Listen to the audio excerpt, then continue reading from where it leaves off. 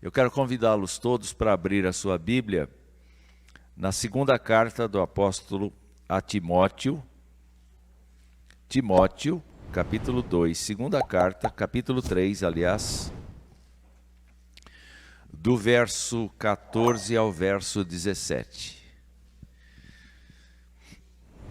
2 Timóteo 3, de 14 até 17.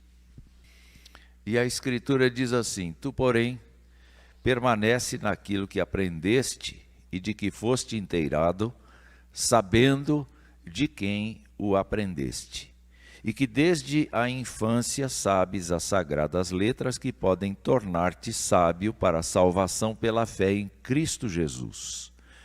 Toda a Escritura é inspirada por Deus e útil para o ensino, para a repreensão, para a correção, para a educação na justiça, a fim de que o homem de Deus seja perfeito e perfeitamente habilitado para toda boa obra.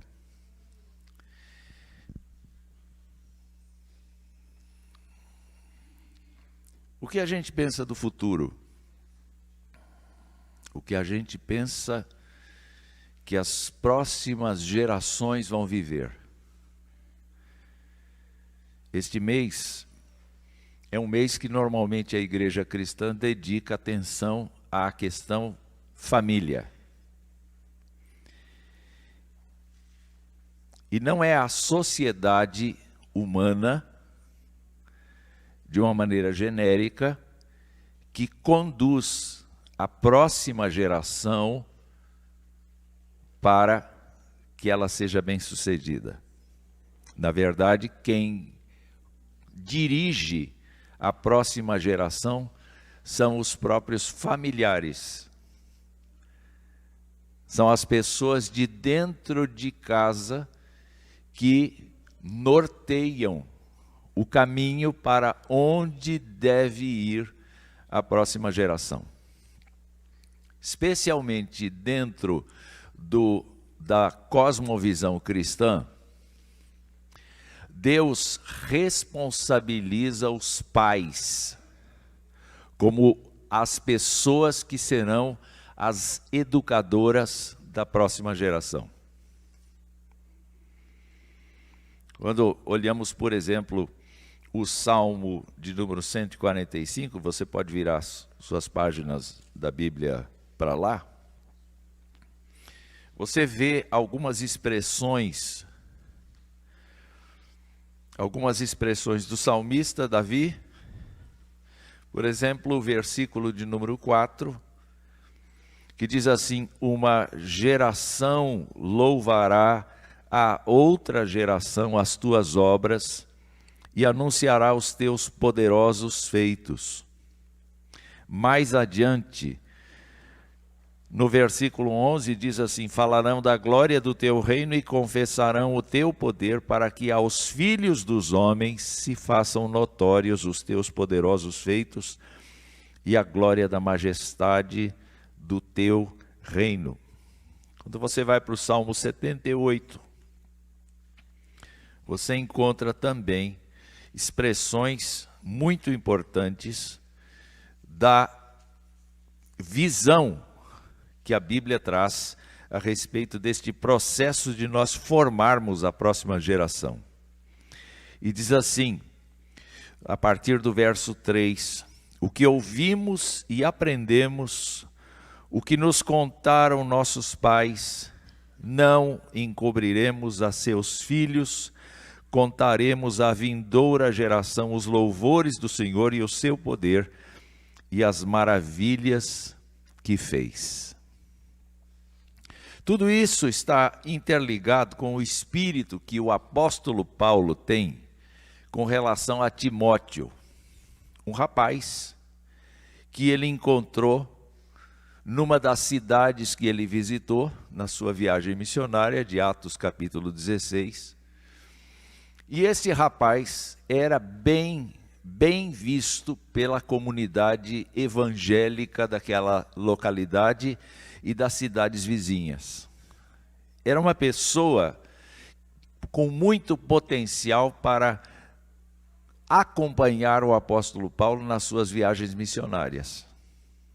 Então ele foi recrutado pelo apóstolo Paulo e ele então passou a viajar com o apóstolo Paulo e depois ele recebeu várias tarefas da parte do apóstolo Paulo, que o deixava eventualmente numa igreja ou outra. E o perfil desse moço era o perfil de um moço tímido, de um rapaz tímido, de um rapaz que precisava de muito encorajamento para executar a sua missão. Quando a gente lê 2 cartas escritas para Timóteo, nós percebemos o cuidado que o apóstolo Paulo tem com este homem. Nós sabemos que ele andou com Lucas, nós sabemos que ele andou com Tito, que ele andou com Silvano, que ele andou com Onésimo, que ele andou com vários, mas Paulo olhava para este moço e dizia assim: você é meu filho, você é meu filho. E ele então escolheu Timóteo para sucedê-lo no trabalho apostólico. Nós não estamos afirmando aqui que Timóteo tenha se tornado apóstolo. O que nós estamos afirmando é que a continuidade do trabalho executado inicialmente pelo apóstolo Paulo passaria às mãos de Timóteo, além de outros que eu já mencionei aqui. O fato é que o apóstolo Paulo faz parte de um conjunto de pessoas que contribuiu na formação de Timóteo. E por isso, o apóstolo começa este parágrafo dizendo assim: você, Timóteo, permaneça naquilo que você aprendeu e permaneça naquilo de que você foi inteirado. Essa é uma maneira interessante de dizer a respeito do aprendizado das pessoas. O que é que Timóteo aprendeu? O que é que a gente aprendeu? O que é que efetivamente nós sabemos? Bom, o que é aprender? Aprender, basicamente, é tomar conhecimento de alguma coisa,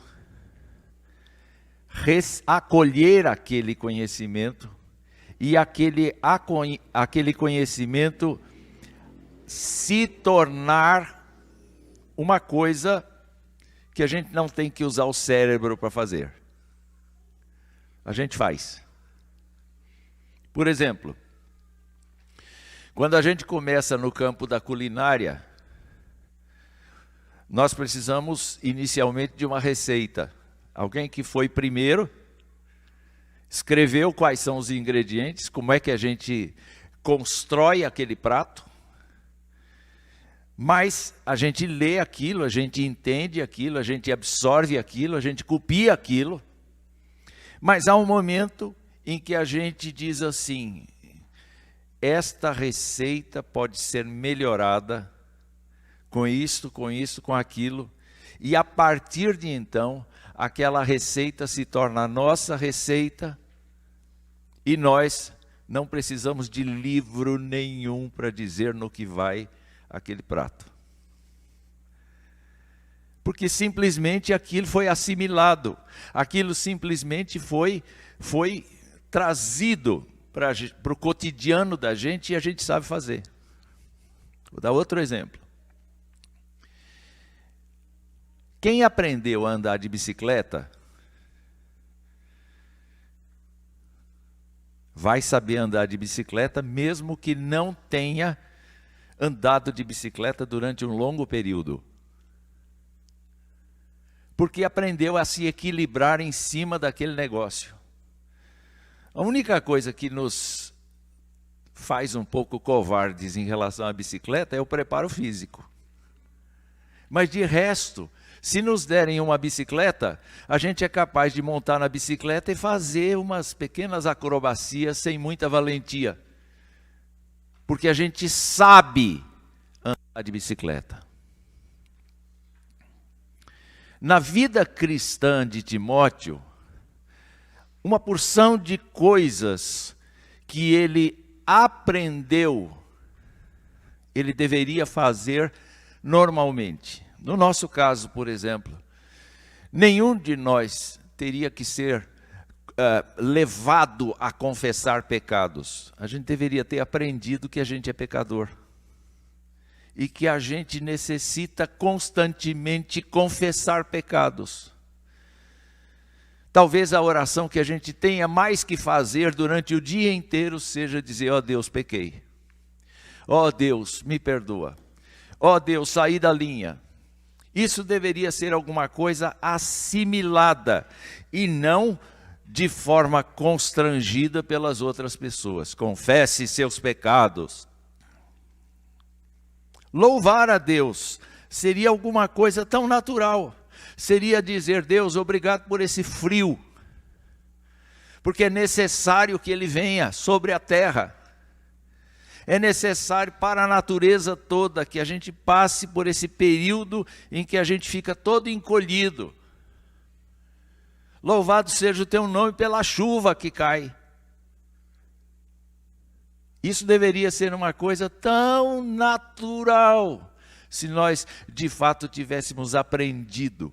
O aprender significa absorver e ao mesmo tempo utilizar daquilo para o cotidiano sem mesmo pensar.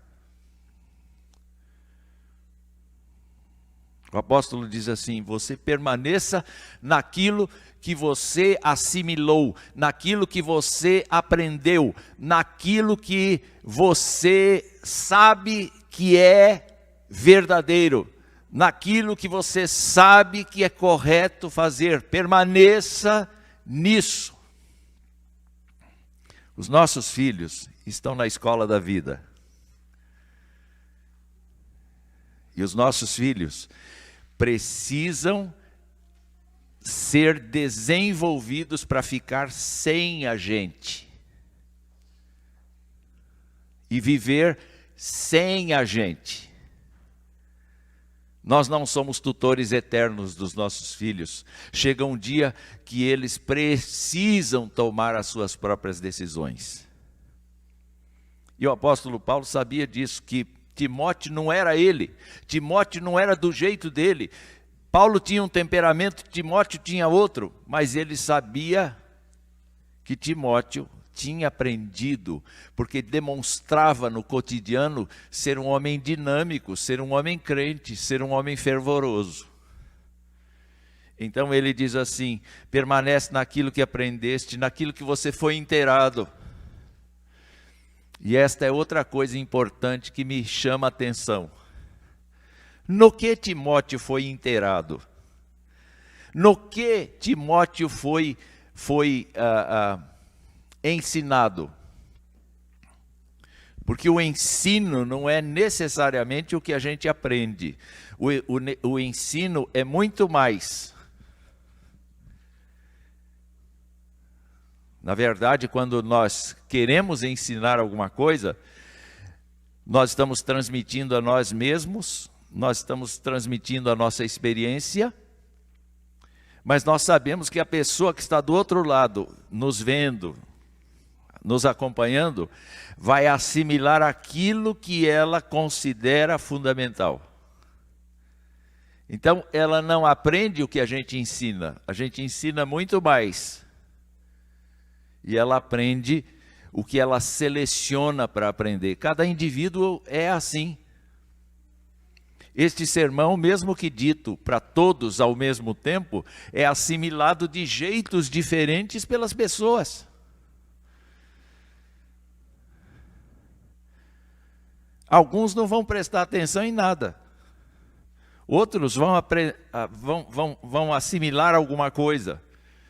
E outros vão considerar importantes outras coisas. Todavia, é muito interessante você verificar que Timóteo é uma pessoa que desde criança foi familiarizado com a palavra de Deus. Porque o texto diz que desde a infância ele sabe as sagradas letras. Quem contou para ele? Bom, Paulo diz quem contou para ele. Lá no início da carta, ele exalta a mãe, chamada Eunice, e exalta a avó, chamada Loide. Essas duas mulheres eram judias, porém elas eram judias da diáspora, elas eram judias helenistas. Tanto é que Eunice se casou com um homem grego. Ele não era judeu. E Timóteo não era circuncidado conforme os judeus. Mas uma coisa, e a coisa mais importante, é que desde cedo, Loide passou para Eunice, e Eunice e Loide trabalharam a vida de Timóteo. Então ele era alfabetizado, porque ele sabia as sagradas letras, quer dizer, elas trataram de ensiná-lo a ler e a escrever. Elas cuidaram para que ele não se afastasse das escrituras do Antigo Testamento, que era a Bíblia que eles tinham naquele tempo. Elas consideraram que os valores da palavra de Deus, especialmente os valores da Torá, dos 5 primeiros livros da Bíblia, eram coisas fundamentais para a formação da criança, para a formação do caráter da criança. Hoje em dia, há muitos crentes que dizem assim: meu filho vai no inglês, vai no karatê, vai na natação,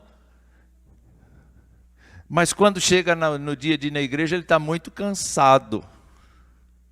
Você perdeu a chance de formar o seu filho para a vida eterna. Só o manteve aqui para ele ganhar um pouco de dinheiro e morrer e não levar nada.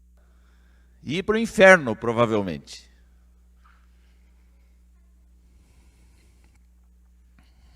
Dureza. Dureza. Quando, na verdade, ele não tinha que ser introduzido na religião. Ele tinha que conhecer o Senhor. O seu filho, a sua filha tinha que conhecer o Senhor. E você poderia dizer assim: papai quer te contar uma coisa. Papai quer te contar como Jesus alcançou o coração dele. Mamãe quer te contar como Jesus alcançou o coração dela. Papai e mamãe querem colocar você diante de Deus agora. Nós vamos falar com o Senhor. E quando a gente diz assim: vamos orar para comer. Aí a criança diz: eu quero orar, eu quero orar, eu quero orar, eu quero orar. Fala: deixa orar. Deixa orar. E ela começa dizendo assim: papai, obrigado pelo passarinho, obrigado pela comida, eu não gosto da minha irmã. Aí você diz solenemente: amém. Sabe por quê? Porque o princípio da criança alçar o seu pensamento para Deus é o que vale. Não é o que ela disse. Porque Deus olha o coração, Deus examina e Deus aplica aquilo que o Espírito Santo quer que seja aplicado.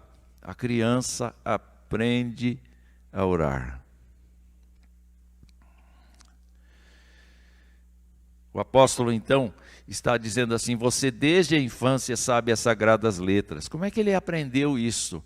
O processo naquele tempo era mnemônico, ou seja, de memorização.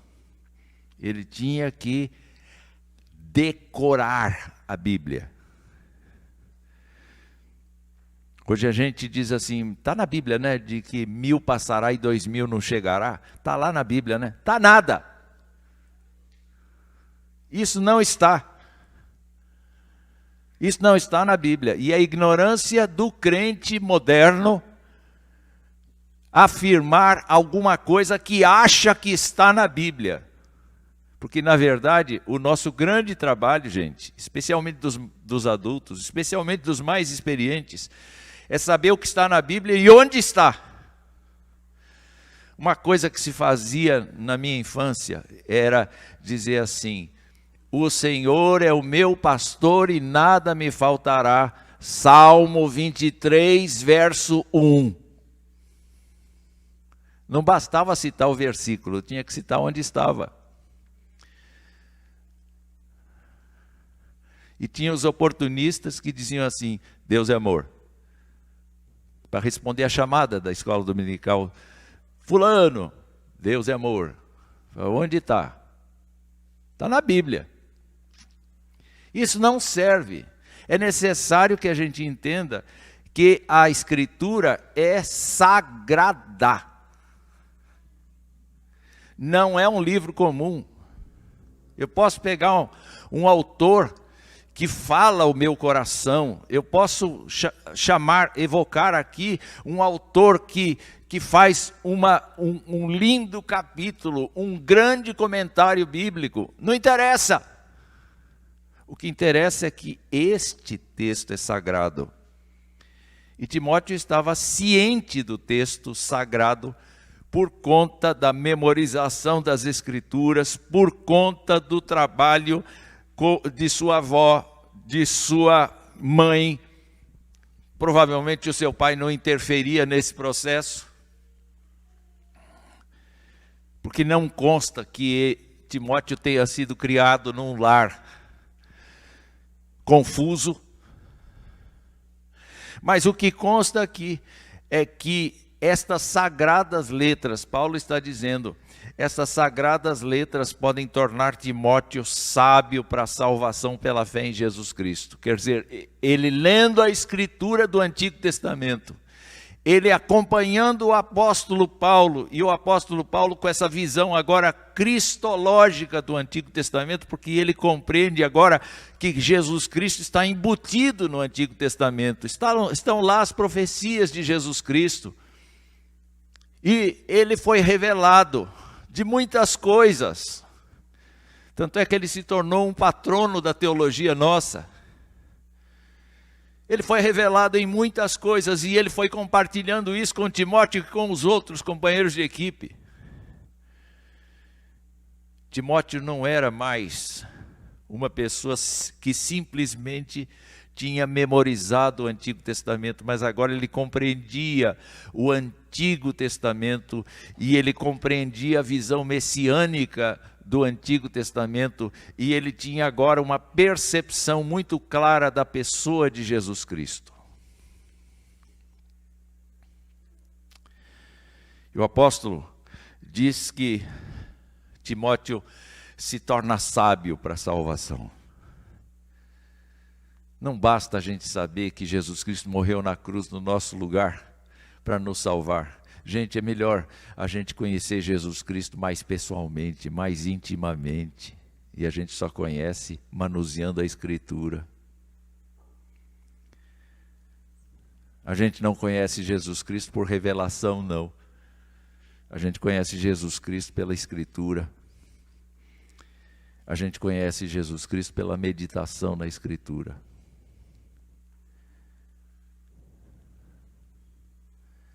E não é só isso, Timóteo seria competente para explicar a Escritura para quem ele quisesse. Que quando a gente estuda a Escritura, o Espírito Santo de Deus ajuda a gente a trabalhar mais eficazmente. A gente aplica a Escritura com facilidade no cotidiano.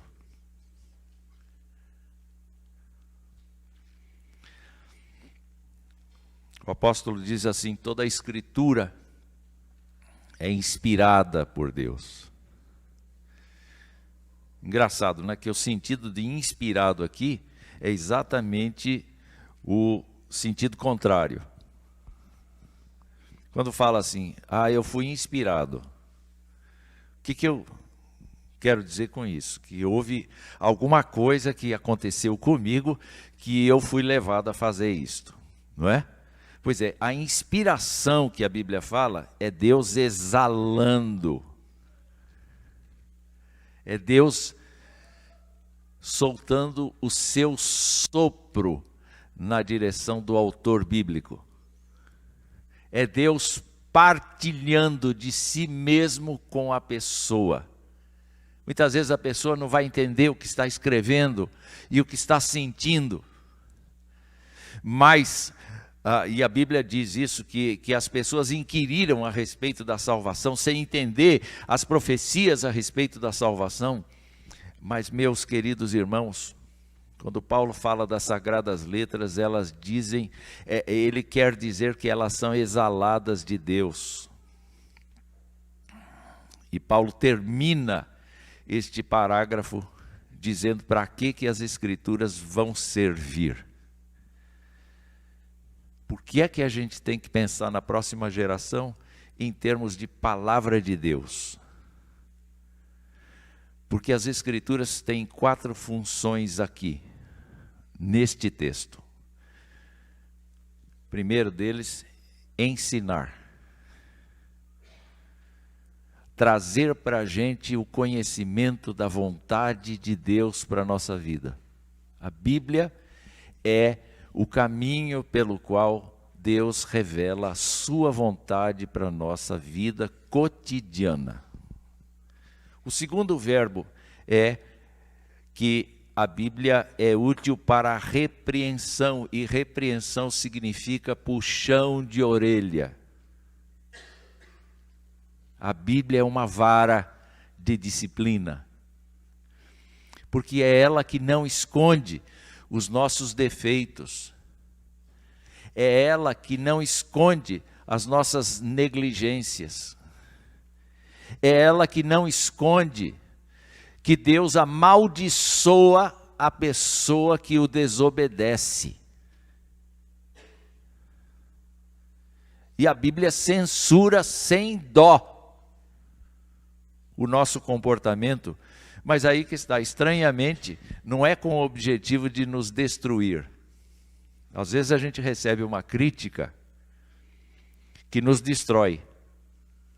A Bíblia faz críticas duras, pesadas, para o nosso caráter, para a nossa postura, com o objetivo de que nós nos arrependamos e venhamos para Deus. É sempre nesse sentido que a Bíblia repreende, no sentido de que a gente seja ganho de volta para Deus, porque a repreensão nada mais é do que você localizar aquilo que é negativo, aquilo que é errado diante de Deus. E nossos filhos precisam não apenas de ensino de como fazer, mas eles precisam de bloqueio também. Eles precisam de um basta. E a palavra de Deus é boa nisto. O terceiro verbo fala de correção. E a correção é um complemento da repreensão, porque a correção é o ajuste do caminho. Não é? É um ajuste do caminho. Vocês querem ver como é que a gente faz correção quando a gente é criança? Se você ganha um carrinho que tem corda na roda de trás e você faz o movimento para ele pegar, para ele encher a corda e depois você solta o carrinho, ele vai de qualquer jeito, não é? Então, muitas vezes, o condutor que está do lado de fora do carrinho não gosta do rumo do carrinho, pega o carrinho e traz de volta, faz tudo de novo e ajusta a direção dele. Isso é correção. Quer dizer, é pegar nossos filhos, é pegar a geração que vem aí e dizer, olha, a vida, ainda que seja cheia de coisas diferentes do meu tempo, a vida moral, a vida espiritual, a vida ética não é do jeito que essa população vive hoje. E você vai viver dentro da moral, dentro da ética, dentro da espiritualidade de uma casa crente. Você não vai fazer o que você quiser. Você vai ser guiado por seus pais, por seus responsáveis, até que você tenha condições de tomar resoluções sozinho.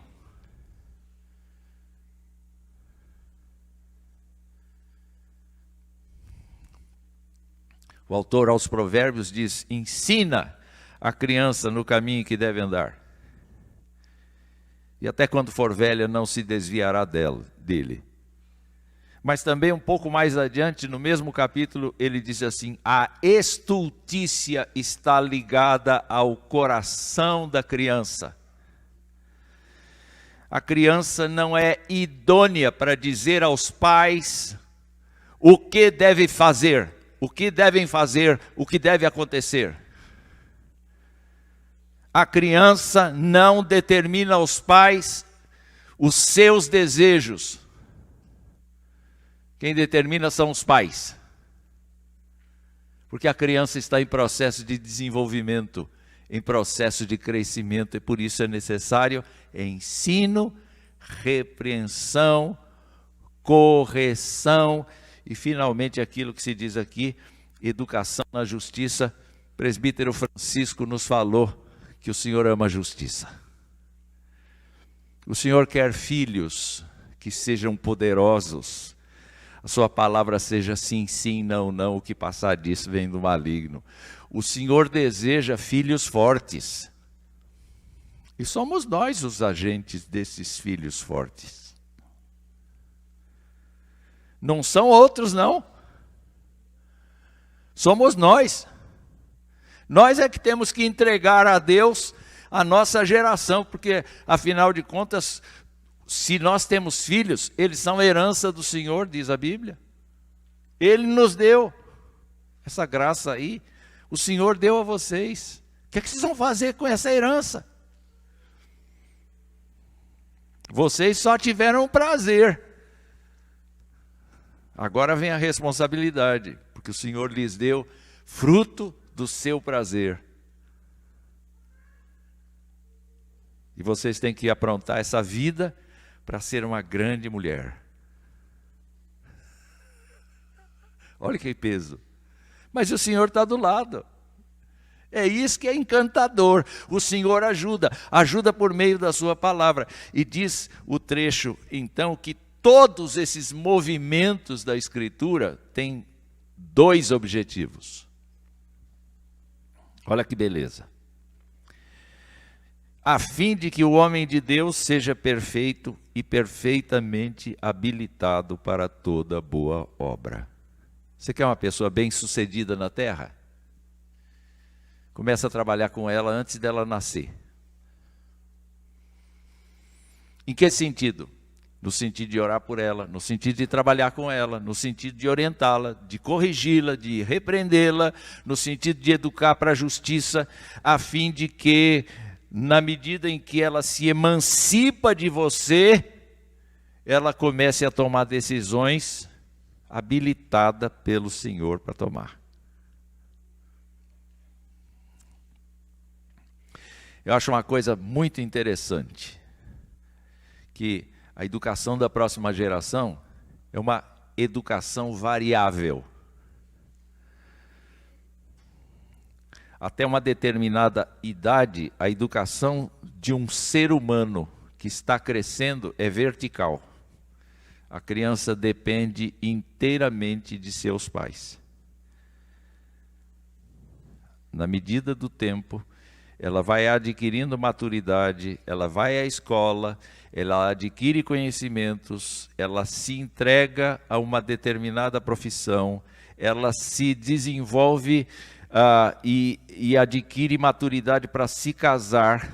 Então, de repente, ela está no mesmo nível da gente. Você é mamãe, ela mamãe.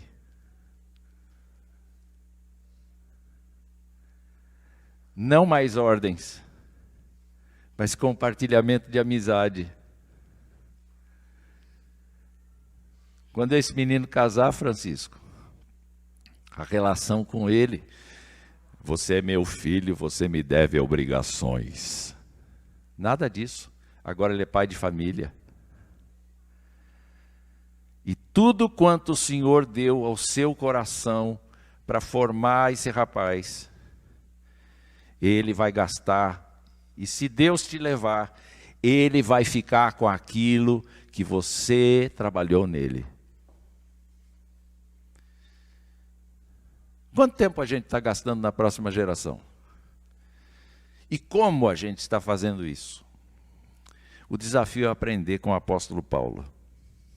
Você sabe as sagradas letras.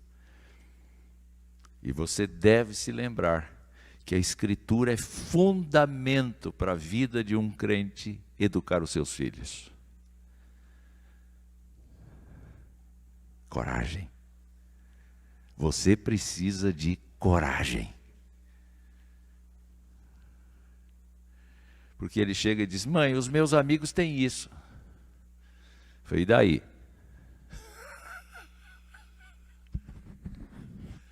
Nós não temos esse recurso. Você não vai ter. Mas sabe o que você tem e eles não têm? Você tem a Deus. Você tem o Senhor que te dá tudo quanto você necessita. Coragem. Porque a humanidade não anda pelo que crê, mas anda pelo que vê. E nós andamos pelo que cremos. Irmãos, que Deus nos abençoe. Fica o desafio da Escritura, fica o meu desafio pessoal para vocês. Se você tem alguém que vem atrás de você, pondere no que eu disse. Se você está se preparando para ter uma família, pondere o que eu disse.